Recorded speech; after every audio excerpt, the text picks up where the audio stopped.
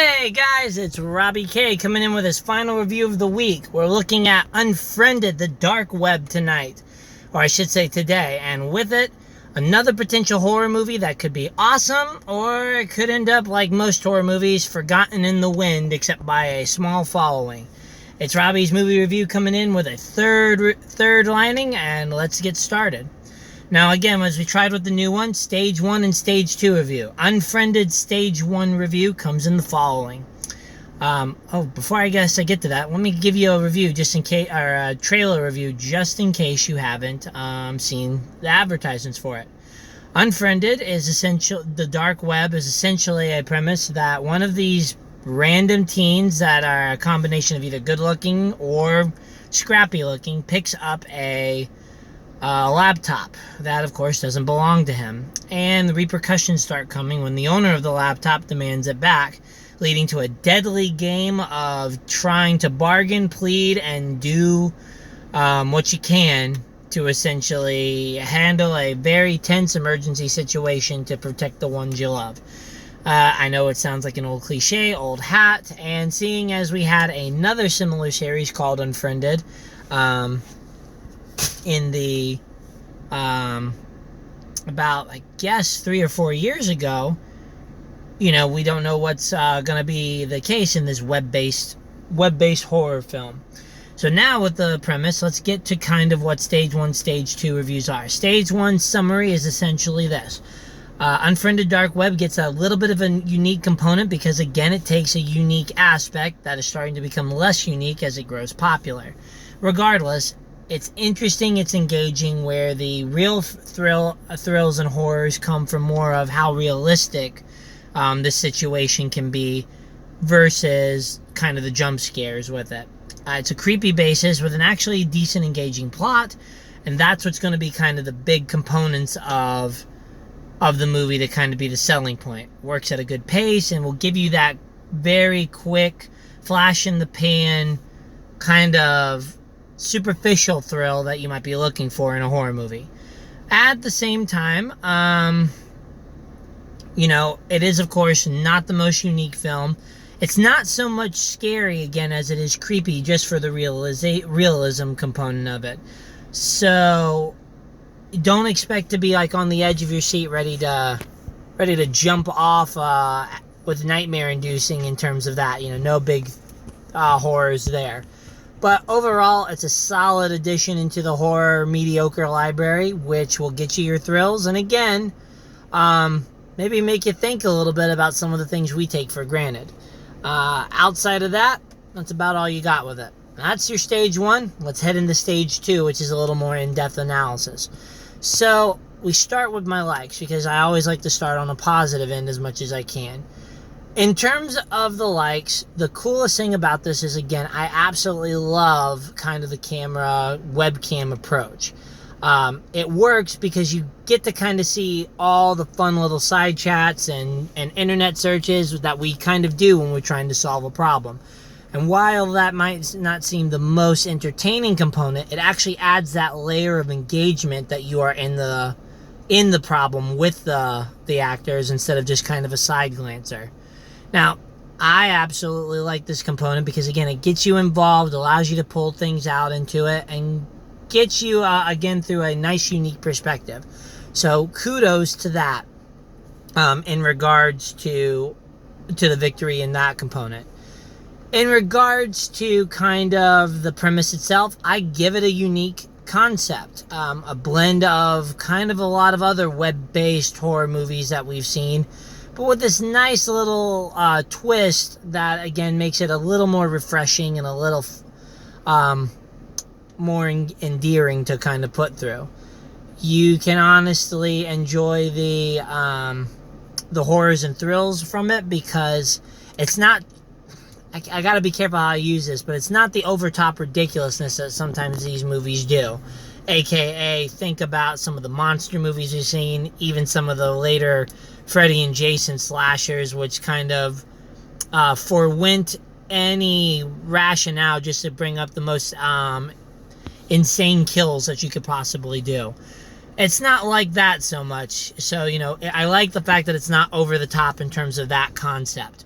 The kills are essentially very feasible. You can see them kind of happening, and outside of that, it's really good. It's actually suspenseful. Does a nice job of building the suspense and leading to the problem in the movie. So again, kudos to that at trying to expand upon the role and do a nice job with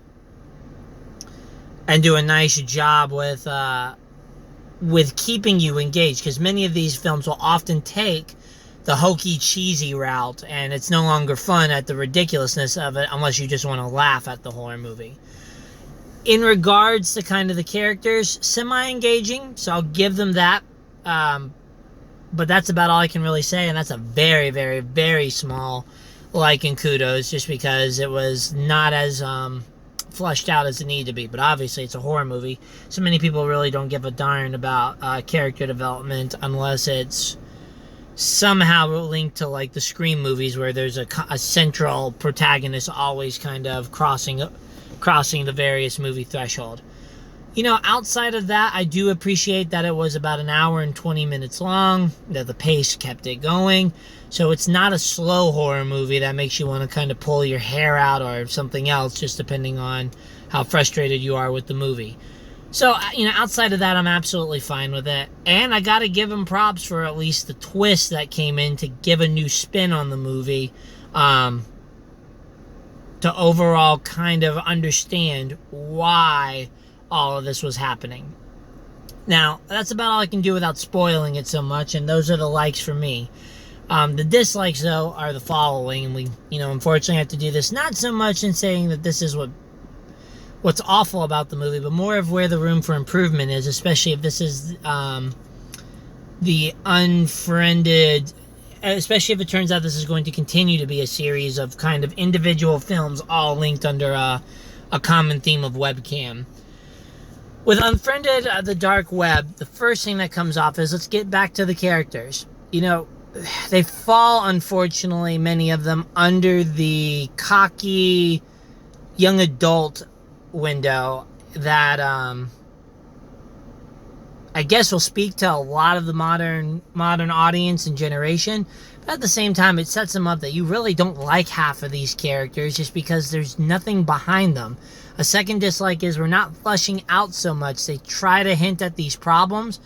They try to hint at these like developing components, but because this isn't a movie that's going to be multiple takes, it's kind of very like coasted over superficial stuff that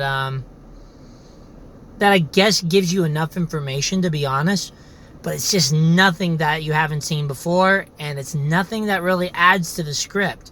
Perhaps if they had fleshed this out a little better, some of the traps and trades that they were doing maybe could have been better utilized and maybe could have been integrated a little better into the horror movie. But again, most people are looking for scares and laughs more so than they are an actual story. But this is me looking at the whole entire movie component of it. In addition, I can say that a good chunk of it is predictable. But at the same time, like I said, there is a twist, but the predictability of it is there. Mostly because the trailer's already ruined a good chunk of what's happened. Again, this is terrifying, and one of the biggest components is that, unfortunately, the stupidity aspect hasn't escaped it. And what do I mean by that? I'm not calling the movie stupid. I'm calling the characters in the movie stupid. Curiosity, of course, kills the cat. And I'm not spoiling anything just because it's already in the trailers. But curiosity kills the cat when you kind of snoop. Sometimes you have a very, very heavy price to pay. And once you start getting those forewarning signs, at least I guess from my logic, you would stop as opposed to trying to continue to dig further. So, that component comes in of understanding it. But of course, if they're not stupid, you're not going to get the thrills that you want, right? I guess the other components that kind of come in, that are my two strongest dislikes, is kind of, I guess, in terms of the presentation component of it. Now, I already told you that I did like the buildup of the suspense. You have about a solid hour of fantastic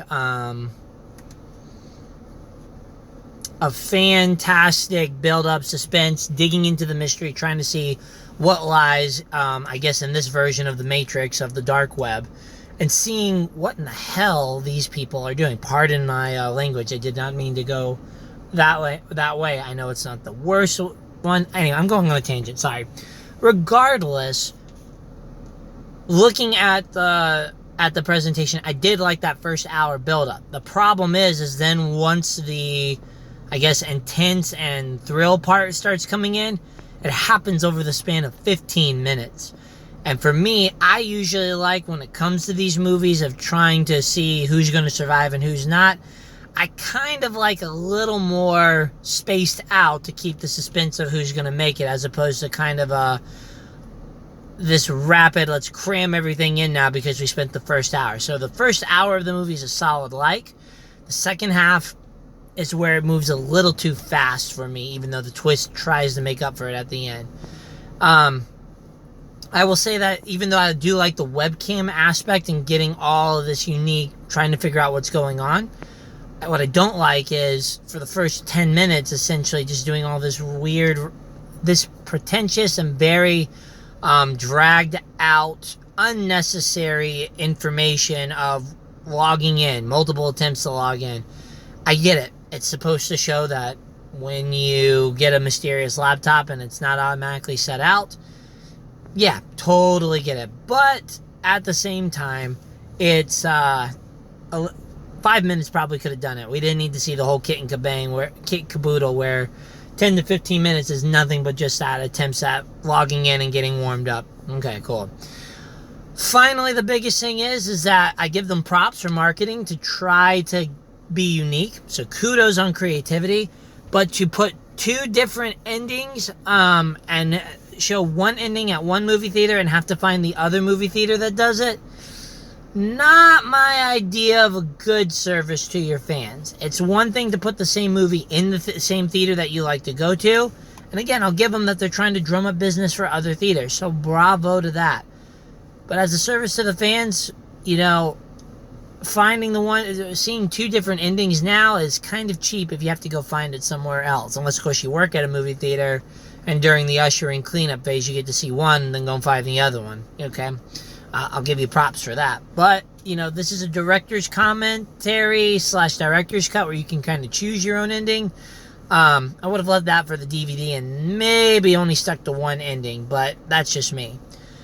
Alright, so now from the stage 2 summary, you know, the biggest thing is that I did like this movie better than I anticipated. I really walked in there expecting it to be very mediocre, very bland, and most likely very cheesy acting, to just kind of give you this teen summer horror thing that just wasn't going to work.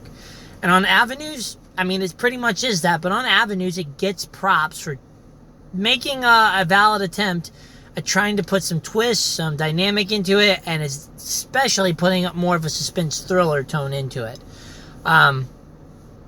I can say that there are some marketing flaws that I'm not a fan of, and I'm also going to say that it still hasn't quite escaped the stupidity factor, so I will still take A Quiet Place and even the first half of Hereditary over this movie. It's messed up. It's got a lot of things that will hopefully spook you because the realistic horror nature is what probably gets the biggest scares of it. But outside of that, that's all I got for this movie outside of what the scores are and if it's worth a trip to the theater. So in terms of a horror movie, I'm going to probably give it about a 6, maybe a 6.5 at the most, depending on as I mull that over. Movie overall, it's probably a 5, maybe a 4 at the lowest if I'm going to be a little too strict. In terms of who should see this, as the other audience members were, this is mainly for young adult, kind of teenager summer lovers who just kind of want that quirky, superficial, popcorn munching thrill that will come with it. Otherwise, you're best left waiting for this one to come to Redbox for your thrills, spills, and potentially chills. That's all for Robbie's movie reviews this week. We will, of course, resume next week where I've got at least 2, depending on if we get a third one here. We'll do that review as well. But until then, guys, I really appreciate your patronage of coming and checking out my site.